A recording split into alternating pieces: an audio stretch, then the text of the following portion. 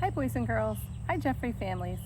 I'm Mrs. Fayan, the librarian at Jeffrey School, and I'm here to read you Chapter 2 of our One School, One Book selection called The Kingdom of Wrenly, Book 1 in the series, The Lost Stone. If you're enjoying it, there are many more in the series in the library, so you could come check them out. Mrs. Frost read us Chapter 1, and I don't know about you, but I was left worried at the end of that chapter and thinking about poor Lucas. He had no friends and seemed so lonely. I wonder what's going to happen in Chapter 2 for him. So snuggle up with someone and let's get to Chapter 2.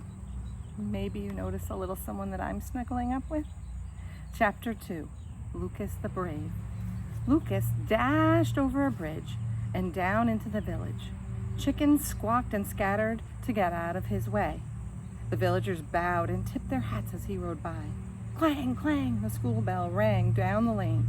Lucas slapped the reins and hurried toward the sound of the bell. As he drew near, he leaped over a stone wall and came to a rest. He hopped from the saddle and quickly changed his clothes. Lucas tucked his curly red hair inside his felt hat. Then he grabbed a handful of dirt and smudged his cheeks. He tied Ivan to a low tree branch and hung the sack with his princely clothes from the saddle. Well, Ivan, he said, here goes.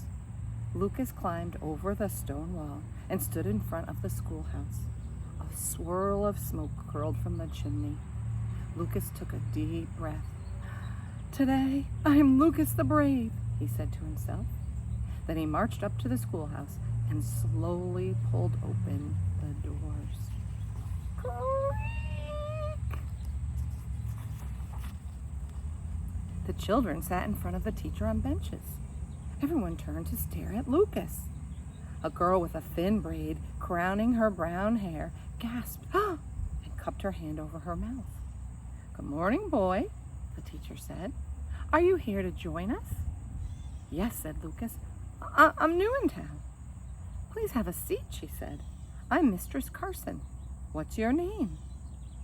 My name is Flynn, fibbed the prince as he sat down on a bench at the back of the classroom. We know his name is not Flynn. Welcome, Mistress Carson said. Class, please say good morning to Flynn. Good morning, Flynn, said the class. Now all eyes on me, said the teacher. We're going to work on subtraction. The children turned toward the teacher, all except the girl with the braided crown. It was Clara, Lucas's old friend from the palace. She looked at the prince and raised an eyebrow. The prince winked at her. She smiled and quickly looked away. Make sure Pigeon sees too. Nobody seemed to notice them. Mistress Carson wrote some sums on a large slate at the front of the classroom. Now who would like to solve a problem on the board? She asked. The prince's hand shot up. He loved to add and subtract. His father had taught him math at home. Mistress Carson called Lucas up to the board. The children watched as the new boy walked to the front of the class. I'm going to have a lot of friends, Lucas thought. Then he began to work on one of the problems. The room was quiet, except for the chalk tapping on the board until boom, boom, boom. Someone began to pound on the doors of the school. The children froze in their seats. Lucas froze. His heart began to thump. The teacher hurried to the back of the room and opened the doors. Two burly men burst through. Lucas dropped his chalk on the floor. Oh no, he thought. The palace guards.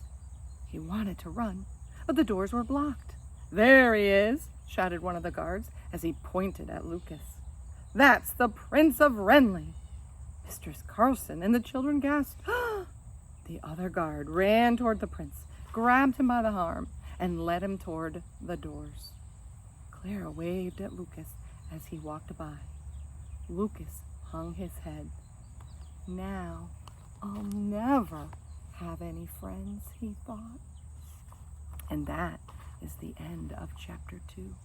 You'll have to listen or read Chapter 3 to find out what happens to Lucas next. So I look forward to seeing everyone in the library, maybe for more of this series or for any other book. Not surprisingly, Pigeon is hanging out here with me. You'll see him in the library too, because wherever there are books, there are me and Pigeon. Bye.